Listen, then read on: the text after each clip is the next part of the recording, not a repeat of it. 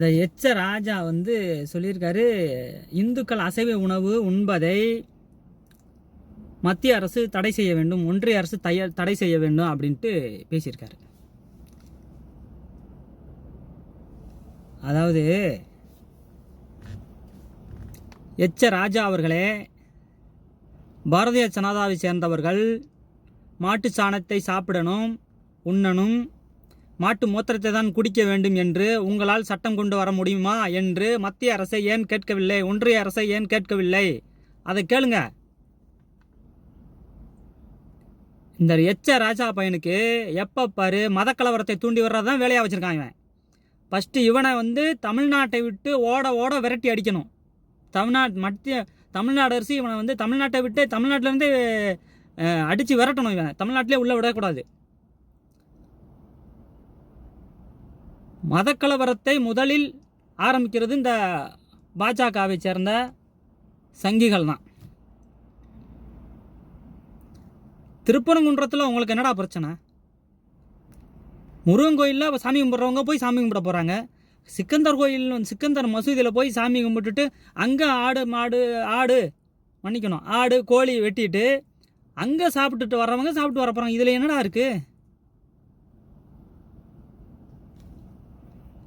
அங்கே சிக்கந்தர் மசூதி கோயில்லையும் எல்லாரும் போய் வந்து மத வேறுபாடுகள் இல்லாமல் சாப்பிட்டுட்டு தான் வர்றாங்க. உனக்கு எங்கே வலிக்குது?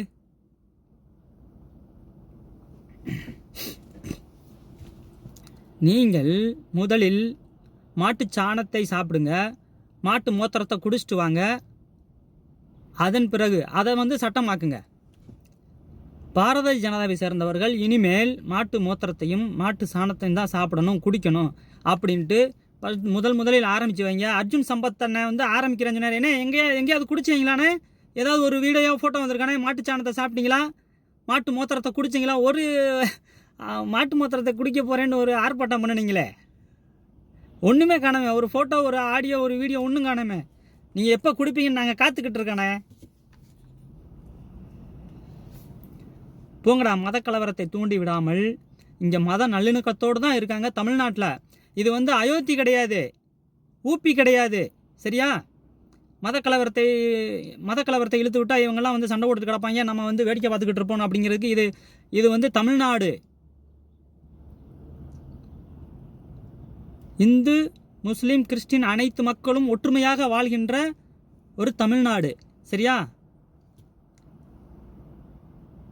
போங்க, போய் ஊபி பக்கம் ஏதாவது வந்து ஆரம்பித்து வைங்க பார்ப்போம்.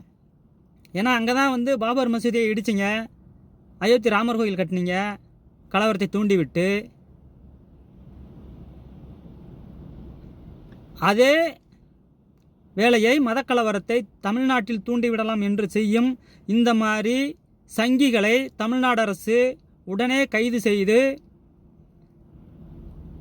நாடு கடத்திருங்க சார். இந்த ஆளெல்லாம் வந்து தமிழ்நாட்டில் இருக்கிறதுக்கு லாய்க்கே கிடையாது.